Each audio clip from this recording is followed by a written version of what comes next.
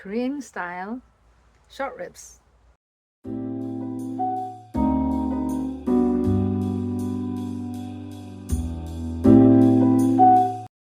Cut short ribs into single pieces, cut between the bones. Then we're going to marinate with the Korean barbecue marinade. The best is to marinate for a few hours.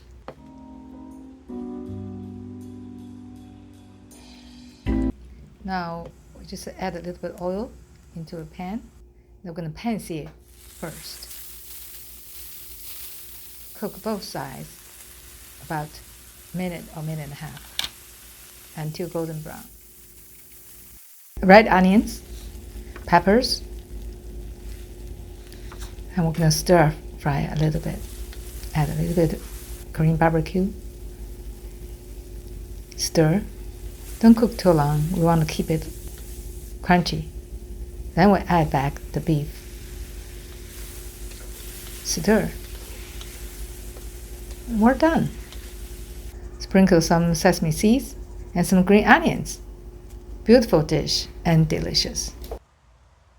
Find Ying's Kitchen sauces with recipes right on the bottle at many local grocery stores. Go to yingskitchen.com for locations and more recipes.